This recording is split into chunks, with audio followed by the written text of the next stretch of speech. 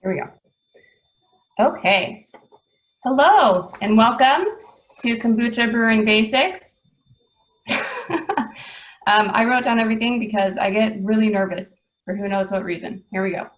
This is the first in a series of online classes hosted by Wholesome Harvest Co-op, designed to teach our community how to shop, cook, and eat a healthier diet. We are excited to offer these classes, which are sponsored by funds from the USDA LFPP grant, Local Food Promotion Grant. My name is Jenny Georgeson, and I've been involved in various capacities at the co-op since before it opened in September 2018. Tonight, I'm simply here to play hostess, which means I'll be in charge of microphones and recording and the chat box. So please feel free to enter questions as we go along, but we're gonna not answer them along the way. We're gonna wait until the end and hopefully have some Q&A time then. Also, if you'd like to learn more about the application process to teach one of these classes, either on Zoom or on YouTube, please stick around to the end or send an email to hello@wholesomeharvestcoop.com and we can send you the application. Now, without further ado, I'm delighted to introduce Joe and his wife, Stephanie, who will be teaching our class tonight, all about brewing kombucha at home, what to know when you are brewing. Here we go. Joe volunteers as the president of the Co-op Board of Directors and works as a research assistant at the University of Maryland Appalachian Lab. Stephanie is Joe's wife. She's a doctoral student and park ranger for the C&O Canal National Historic Park. Stephanie got her first SCOBY from a neighbor 6 years ago and has kept it going ever since. Congratulations, Stephanie. It's an accomplishment. Now they're both bucha-holics and make a gallon every couple of weeks just for themselves. So thank you for hosting. I'm going to mute myself and let you go at it. Thanks so much. Okay, hello everybody. I'm Stephanie, this is Joe. So welcome to the kombucha class. I'm gonna move this so you can see what we're doing, but we're gonna try and time us making kombucha. We have some water boiling over here, and you have to boil the water for a certain amount of time. So we're gonna try and logistically get this going. But so for the interest of time, we'll go ahead and get started right away. So you're basically making, for kombucha, you're basically making sweet tea, and then you're pouring it over a symbiotic culture of bacteria and yeast, also known as a SCOBY. And you let it ferment for a week or 2 weeks, depending. And once it cools off, and you have a nice fizzy, yummy drink called kombucha. That's right, yeah. Stephanie. All right, so what you need, the materials are listed right here. So a medium pot, which is what we have on the stove right now, measuring cup to measure your water, which you want 6 cups of water, 1 cup of sugar, 2 tea bags, and then 1 empty bag. If you want to add something else like ginger, we have shredded ginger in here. This is optional. And then, of course, your shredded ginger 7. And then sterilized glass jar, which we already have them, but if you need one, we usually have one from the pickle jar here. And a SCOBY that Joe mentioned is the symbiotic culture of bacteria and yeast, which is where the acronym SCOBY comes from. So, like this says, you need 6 cups of H2O, also known as water, which we have in this pot. Some places, like some things online will say you need distilled water, like, you know, sauerkraut. If you're making sauerkraut, like other fermented foods, they say use distilled water. But honestly, we use our tap water, and we live here in town in Frostburg, so, you know, whatever's in the city water is what you get. And I think you should be fine unless you have well water and they're like fracking next door. Maybe you don't want to use that water, but we've been fine. We're still alive. Our SCOBYs are still alive. So tap water seems to do just fine. And we boil it for 8 minutes. And the 8 minutes is so that any macromolecules like chlorine get boiled out. I don't know if that's 100% you know, if all the actually chlorine, happens. yeah, if that actually happens, or But we're still alive and it works so far. yeah. And so after the 8 minutes is up, then you're going to add a cup of sugar, and that's essentially going to be your SCOBY's food. So SCOBY's, just real quick, this is a SCOBY. I snagged this from the co-op earlier today, and I'll put it back, I promise. But this is what we sell at the co-op, which is just this little amber jar with some cheesecloth on top, and there's a little chunk of SCOBY about that big, sitting in water and apple cider vinegar. So real small. And then let me move this real quick. And then this is what our SCOBYs look like. These big, we have 4 of them. So there's sort of this big mass of, kind of looks like boogers. Great, right? Real appetizing. But so that's what a healthy SCOBY looks like. Your SCOBY will kind of grow to the jar that you put it in. It's kind of like a goldfish, I suppose. So, and a good way to think about your SCOBY is that it's a living organism. So you need to treat it with care.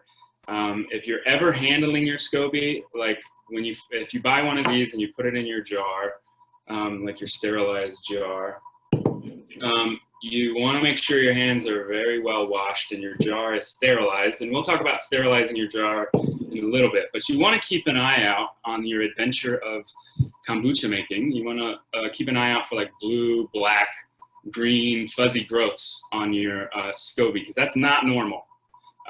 Gray, tan, white, that's pretty normal. I mean, they look kind of funky as is, but just keep an eye out. And if you're ever in doubt, you should do a Google search, because kombucha's been around long enough that people have messed it up enough times. Yeah. So your SCOBY basically forms from a unique fermentation process like lactic acid bacteria, acetic acid bacteria, and yeast. And this is the same process that forms kimchi or makes kimchi. So if you're familiar with that, it's the same kind of thing. So kombucha originated in Northeast China, and it was referred to as Manchuria around 220 BC. So it's pretty old, and it was initially prized for its healing properties. And then the name kombucha, though, allegedly comes from Dr. Kombu, and he was a Korean physician who brought the fermented tea to Japan as a curative for Emperor Enkyo. But there seems to be a lot of different health benefits. So you know that tea has really good health benefits like green tea, black tea, and then fermented foods do as well. So if you put that combination together, you basically have a natural probiotic. And this encourages very healthy gut diversity, which aids digestion and also helps your immune system, because most of our immune systems start in our guts. If we have a healthy gut system, then we also have a healthy immune system, and that's probably more important today than ever. But there's other things that people say it helps with, like mental clarity and things like that. Some people say it has helped with cancer and AIDS, but that's more anecdotal, and there is no scientific evidence that supports that. So once the 8 minutes is up, which we have 1 minute and 50 seconds, so we're pretty close, then we're gonna add a cup of sugar. So we already have that measured out here. And it really, you can add 1.5 cups if you want to, 2 cups. It really just depends how sugary you want your kombucha to be. So if you go to the store and you look at all of the different kombucha brands that are out there now, you'll see that they all have different amounts of sugar content. And it just depends on how much sugar you add and how much you leave your SCOBY to ferment that sugar out, because the SCOBY uses this as food. So you don't really want a lot of sugar in your kombucha. You want them to basically digest it, ferment it, and kind of make something close to a vinegar, but not quite vinegar. Although if it does turn to vinegar, that's fine too. It just will be hard to drink. So yeah. But we like to keep a low sugar content in our kombucha to make it more healthier. And Joe's like a health fanatic, so we don't allow a lot of sugar in the house. So we only use a cup, and then we usually just check it after about 7 days to make sure that it's not close to vinegar, and we should, pour it out right away. All right, so we had like 30 seconds left, Okay, so we're good. We're done. So yeah, kombucha is not an absolutely exact science. You don't have to stick to like 8 minutes exactly. So the kombucha is produced much faster depending on like the size of your SCOBY and how hot it is. And so as it ferments the sugar, you know, you might have some different time, some time elements to like sort of balance. So if you don't have the time to make it for some reason, it'll get really close to vinegar. If you just let it sit for too long, it'll get really close to vinegar. It's kind of like apple cider vinegar. You know, if you have apple cider and you let it sit and ferment, it turns into apple cider vinegar. And when you drink apple cider vinegar, it's a little, you know, tough to get down. So a good thing to do, like we have something like this. Let me get this out of the way. So two of our SCOBYs here. We have these jars that have these little spigots that we bought, and this was so that we could test our kombucha along the way. So, you know, and they just kind of sit out on our counter, and you know, sometimes it's warmer and the SCOBYs act a little faster, and sometimes in the winter they don't. So, Start the timer again. oh, we forgot to set our timer. So anyway, yeah. So the spigot, you can just test your kombucha as you go. There's pros and cons to it, and we can talk about it a little bit later. But yeah, so that's an example. If you don't have one of these, you know, just pour out a little bit of kombucha every once in a while into a glass. Try it. If it's too sweet, let it sit a little longer. If it's too vinegary, then you should try and make kombucha ASAP. Mm-hmm. It's all about what you prefer too. So if you think it tastes good, then that's fine. Pour it out, make a new batch, and it also depends too on how hot and cold your house is for how quickly the SCOBY works as well. Like we all know from science class that organisms, when it's warm, their activity level speeds up, especially quinquilotherms that are more, you know, acclimated to whatever the ambient temperature is and how active they are. So we live in a pretty old house. So in the summertime, it gets very warm in here. We don't have air conditioning. So these things work pretty fast. They make the kombucha pretty quickly. They're able to digest that sugar in about a week or so. But in the wintertime, we do have heat, but it goes right out the door and out the windows because the insulation's horrible in here. So it might take a little bit longer than 10 days because that 7 to 10 day window is what it typically takes. So it might just be a little bit longer. So you just have to keep checking it. It really just depends on your house and where you have it.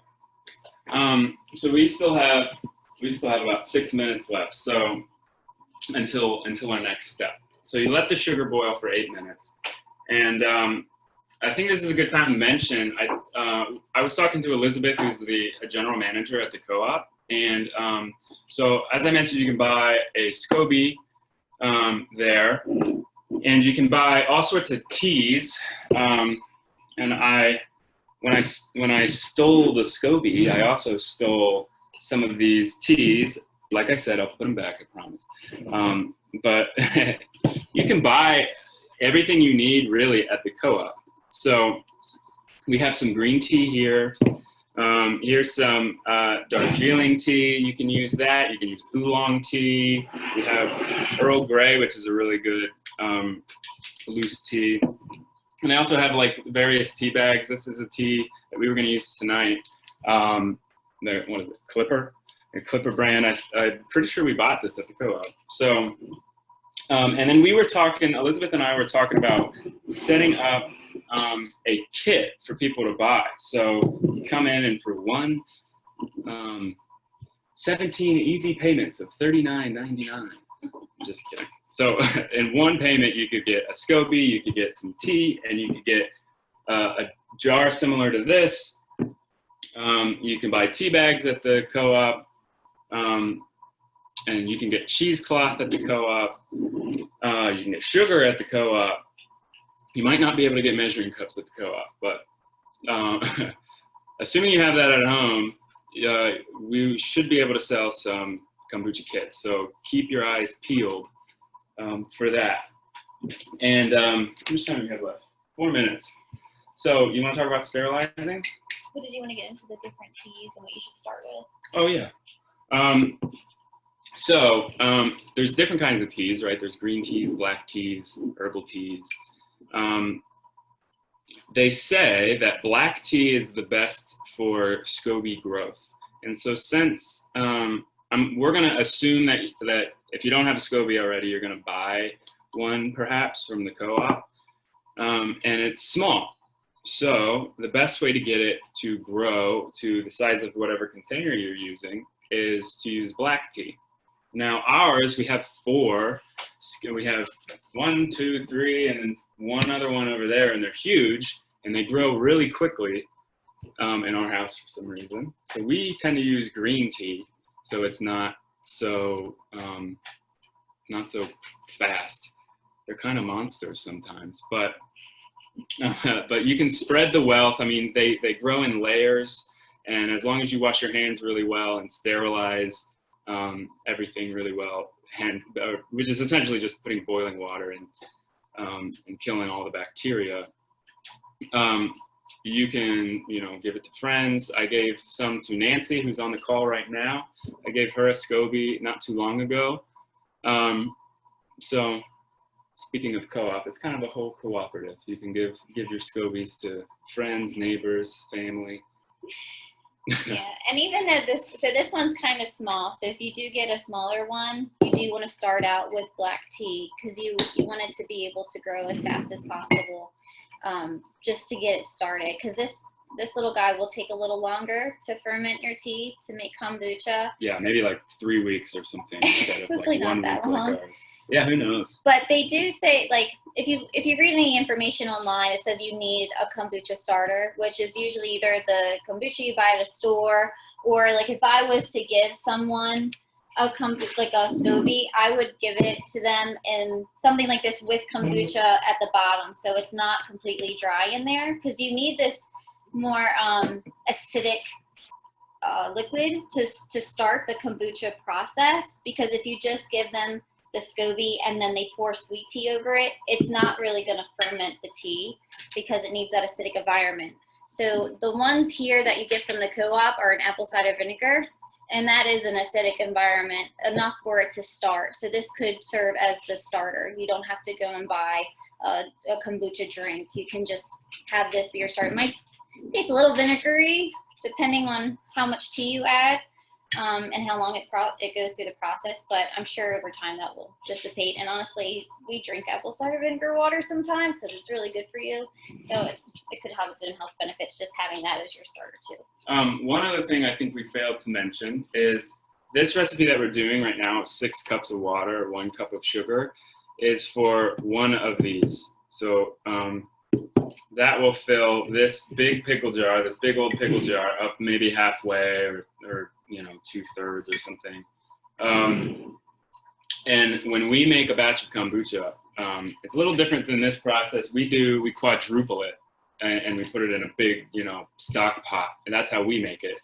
And when you're doing that, you also want to increase the amount of tea bags you use. So instead of 2, ramp it up however much. And if you're a little nervous about starting kombucha, you can also ramp it down. So you could do, half this. You could do 3 cups of water and half a cup of sugar and 1 tea bag if you want, especially with this being so small. So, however you feel. Did you mention about the citrus and the lemon not being good? And the other thing, we've read this, and so we've never done it, so we can't tell you from experience whether this is true or not. But we've read that citrus is not good for your SCOBYs. So if you find some, lemon flavored tea, or, want to put orange peel or something like that, they advise against it. I think it has some properties in it that can harm your SCOBY. So like I said, we've never tried that, because we didn't want to kill one of our SCOBYs. So we couldn't tell you if it actually has any truth to it, but something to keep in mind. It's kind of frustrating. Oh, there's our time. It's kind of frustrating because I feel like there's a lot of teas out there, like store-bought tea boxes that have, lemon, like green tea and lemon in it. But just try and watch out for that and stay away from it. Okay, so now that our timer has gone, it's tea time. So time to add your tea bags. You take it off the burner. Turn your burner off. so you'll burn your house down. You add your tea bags. Sorry. And you just, and then, so we had that little baggie of ginger, and we're putting that in there too. So essentially, we have 3 tea bags in there. 2, we have that herbal tea with berries, and then we have the green tea with jasmine, and then we have our we had an empty tea bag with shredded ginger in it.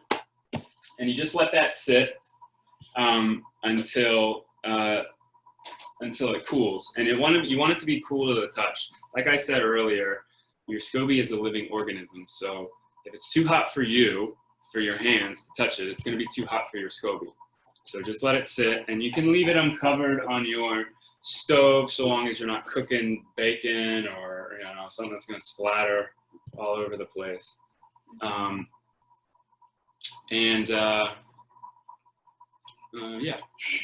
Did you mention about the white? Go ahead. So Joe mentioned about looking for like black, green, fuzzy mold. If your SCOBY turns white like this is a good thing because it's a baby culture. So it's starting to build up more layers. So we had just kind of downsized our SCOBYs because they were so thick. They were like this thick. And so it was really hard to even pour the kombucha because they kind of just would like suction cup themselves against the glass. So if you ever do need to like peel it apart, what I do is I just boil some water and pour it into a bowl and just make sure it's sterile. And then if I need to like take the whole SCOBY out, just make sure your hands are super, super clean like a surgeon's. And then you can just take that whole thing out into that sterile bowl and just pull the layers apart that you want. You can even rinse it in the tap water. I've done that, it's been fine. And then you can just stick it back into the jar, whatever one you want to keep. And then the other little peel, you can just stick back in another jar or stick in another jar that's sterile. And then it's good to go. And then just pour a little bit of your kombucha in here so that it's both of the kombuchas are in, both of the SCOBYs are in a little kombucha puddle. So we keep mentioning sterilization. As sterilizing your jars, you're going to put your, here's our boy. To sterilize your jar that you're going to put your kombucha in, it's pretty easy. We just boil water. It doesn't have to be all the way, you could do like halfway, whatever. Just boil water, pour it in here, close the lid. You can slosh it around a little bit if you want, but the steam will kill all the bacteria that's clinging to the sides. And that has worked well for us. And we just kind of like let it cool and dump it out. And then you move your SCOBY to this jar. Once it's cold. It's hard to slosh around because this is scalding hot. So make sure you have oven mitts or something. Yeah, be careful. I usually just pour it in, leave it in the sink, have the lid on so all of the condensation from the heat just kind of goes along the side to sterilize everything. All the what is it called? Bacteria. Yeah, so it kills all the bacteria. I was looking for another word, but so then the nasty stuff. Yeah. So then once you pour it out, then I just leave it, turn it upside down on the drying rack, let it air dry, and then it is usually ready to go. And then we keep mentioning too glass. We always use glass. We also read online that if you have not to use like plastic jugs or anything like that, because the acidic environment and the fermentation process of making kombucha can start to leach, especially with the varying quality of plastics. It could leach chemicals into your kombucha and it would end up harming you, which is completely defeats the purpose. And the other thing, so I mentioned these before, and I said there's pros and cons to them. So the cons, we think, are these spigots kind of have these these sort of rubbery plastic like O-rings on them, so that whatever liquid's in there doesn't come out. It wasn't designed for kombucha or probably vinegar, so maybe we're poisoning ourselves. Who knows? We feel fine, but we have had some leaking problems, and it's kind of pitiful because the chunks of SCOBY and stuff get stuck in there, and then when you undo this, it kind of just drips out real slow. But we really mainly use this to check, you know, the kombucha to see it's done this. Because like we said, it's pretty variable depending on, you know, the season and how hot your house is and, you know, all of that. So. And we use these napkins to cover because you don't want to get contaminated. And it also allows the SCOBY to breathe. So once it starts fermenting, you kind of lose that carbonation. And you can, if you don't have these like cloth napkins, you can use paper towels too. And just use like a rubber band to basically keep it on. And this kind of does the trick. Because if you have gnats or flies in your house, as we all do, they get in all the time, they just flock to this stuff. Because it is basically just sweet tea. So they smell that nice sugary drink and they want to get in there. And so a good way to just keep everything out is just to keep it covered.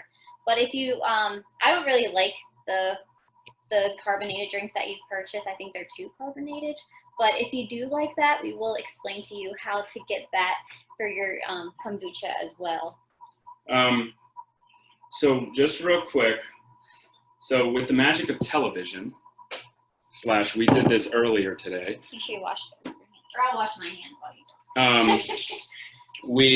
do.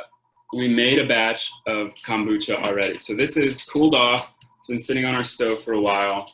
We have our 2 tea bags. We have our bag of ginger here. Stephanie's gonna squeeze it out for me because I didn't wash my hands yet. I just get your Yeah, that's the other thing is you want to be very clean. And I guess that's the perk of this whole pandemic is everyone's been pretty clean, right? You should be. Get used to a lot when you make kombucha. Once your SCOBYs are established, so they are a little bit harder to contaminate. It's mostly when they're in their infancy and you're trying to get them to grow is when you want to be super, super careful. But I just always make sure I wash my hands really, really well, just squeezing these tea bags out because I just don't want to get anything in this tea because this is what's going to go in my jar here and the SCOBY's going to ferment it for me to make the kombucha.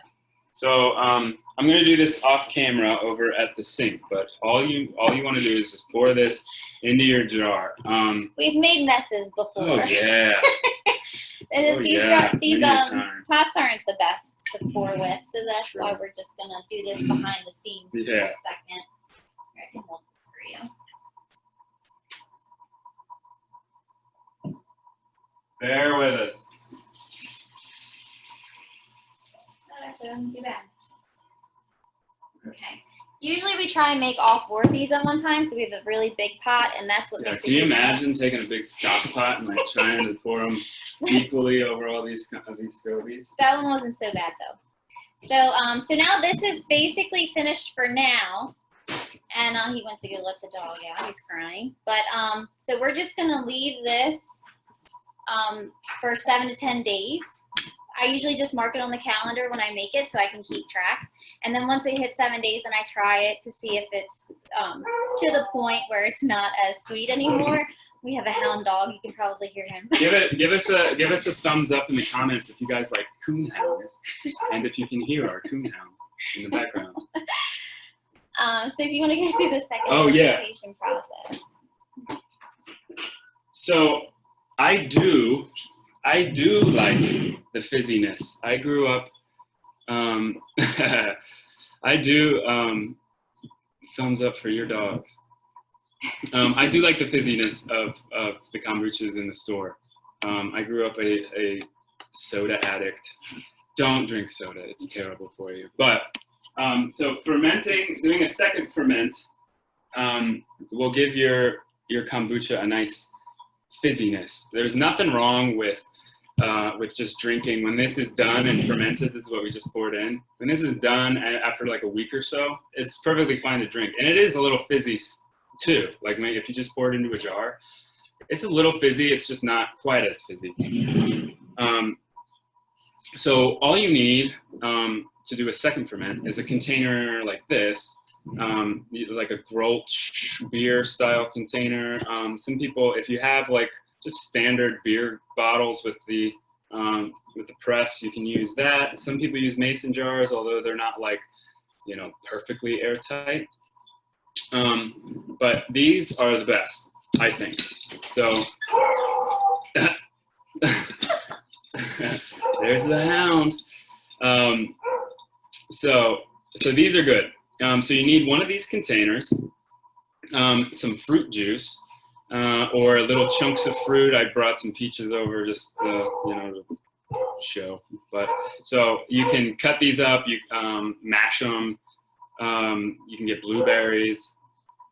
For this one, I bought grapefruit juice at the co-op. And you can experiment. This is the fun part. The second ferment is like the fun part. You can put mint in there. You can put like cardamom pods in there if you wanted. You can put turmeric. And I think you can add citrus flavor to that. Yeah, to the second ferment. Yeah, the second ferment, because it's not going to harm your SCOBY because your SCOBY doesn't go in it. Yeah, but there's bits and pieces in there, which is what makes that second fermentation process happen. Yeah, there's little like flocks of SCOBY in there. But so the rule of thumb when doing this is to do 5 parts kombucha and 1 part your juice or fruit. So this is kombucha when it's done. So that's after it's fermented the first time. And I put in about that much of grapefruit juice for this, and then I filled it up to about the shoulder on here of kombucha, and then you seal it and you put it on your counter for like 2 days. I did about 1.5 days to 2 days, and then it gets carbonate itself, and then I put it in the fridge, and hey buddy, put it in the fridge, and then it kind of goes dormant, so it stops the carbonation process, and then you're good to go, so you can drink it. Yeah, sorry. No, you're good. So there are some perks to making your own kombucha too. So the ones at the store, they have to have less than 0.5% ABV, because if they're over that, then that doesn't adhere to the guidelines set by the Alcohol and Tobacco Tax and Trade Bureau anymore. So you can get drunk. So yours might have a little bit more alcohol content than the one you would purchase at the store if you prefer higher alcohol. So we don't test ours, so I don't know how much there really is in there. But I drink it as a morning drink, so it's not going to get you wasted or anything like that. But it might just have a little bit more than 0.5% FYI. And then we already talked about sterilization. Yeah. I'm just looking at my list to make sure we got to everything, because we're getting at the end here now. But You want to do a recap? Yeah. We should do a recap. Yeah, because I know it's a lot to process. It's an easy process though. Yeah. We just had a lot of talking in between. Yeah, a lot of rambling. Yeah. So you have your jar, your SCOBY with a little bit of kombucha in it already, or the apple cider vinegar. And then you want to make your own kombucha, so you get a pot, you add 6 cups of water, you put that on the stove for 8 minutes, let it boil. After those 8 minutes are up, you get your cup of sugar, add your cup of sugar, boil for another 8 minutes. And then once it's done boiling, add 2 tea bags and ginger or whatever, optional. Let it just get to room temperature, let it cool off. Then once it's easy to touch and it's cool enough for you, then you can pour it over your SCOBY. Mark it on your calendar so you know when you made it, and then just make sure it's covered and store it in a cool spot that's out of the sun. It doesn't have to be completely dark. I don't know if I mentioned that. We have a lot of windows in our kitchen. We leave our SCOBYs here right in the middle as a centerpiece. It's a great conversation piece for guests. So that just stays right here, and you can tell it's right in our kitchen, and they work just fine here. I mean, I guess the cloth kind of covers them up a little bit, but and we also have the ones on the shelf there that's not in a dark space either. So they do work fine. Just don't have them in direct sunlight or where they're gonna like burn up or anything like that. And then the other thing that we didn't really talk about, because we already poured it before this class just to have an empty jar available. Oh, but, yeah. When it is ready, what we do is we pour it out into another jar here. So like if this was already ready to go, I would just take this out and pour it directly in here. And you can see how much like SCOBY actually gets in there too, which is what helps with that second fermentation process that Joe was talking about. It's totally fine to drink, by the way. It's totally okay to drink. They say you can actually just like pull layers off your SCOBY and eat it, pop them in your mouth, which is weird. We don't do that. Yeah, that's weird. Don't do that. You can do that. It's okay. No one will judge you. But we just never tried it. But they say it's healthy to eat. There's actually recipes out there. So if you try it, let us know. We'd like to know how a SCOBY tastes. Yeah. But when I like to drink my kombucha, I honestly don't really like getting a lot of the SCOBY. You'll see like there may have been some, probably can't really see it that well, but there's some at the top. Yeah.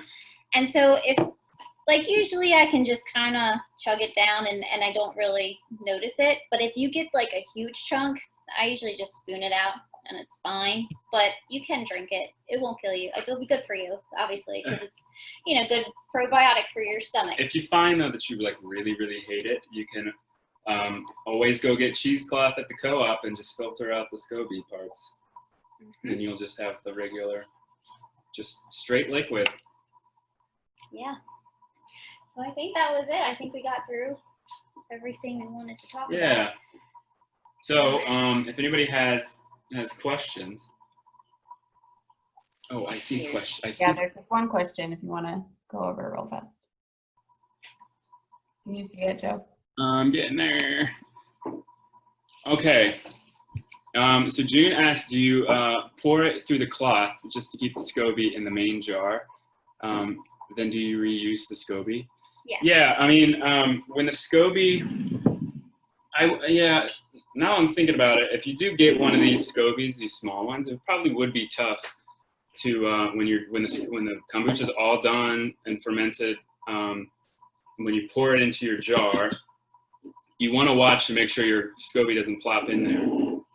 But like ours, we don't have a problem because they're so big and then the mouth is so narrow that we just sort of, you dump it and it kind of just goes through the SCOBY. I mean, So you don't strain it, but the SCOBY stays in the jar. Yeah, and you reuse your SCOBY. Yeah. Okay.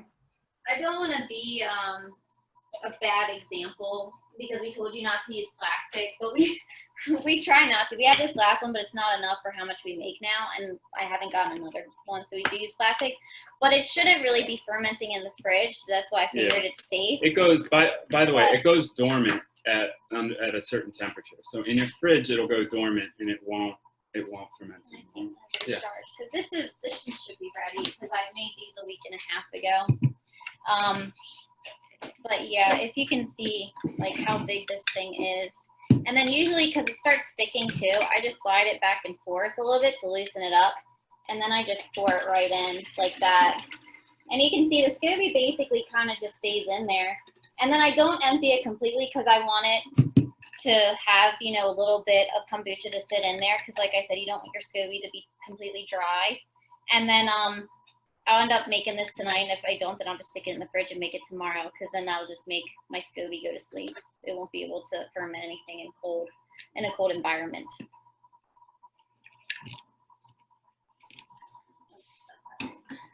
Okay.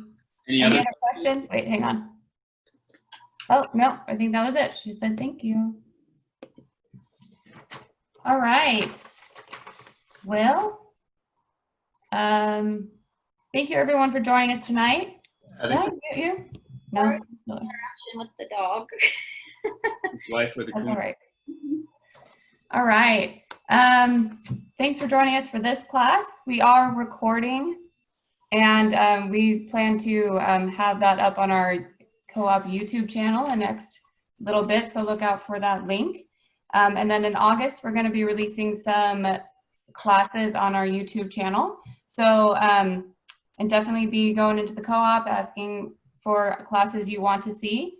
And if anyone's interested in teaching a class, either through Zoom or directly on YouTube, please let us know. We have a simple application we can send you.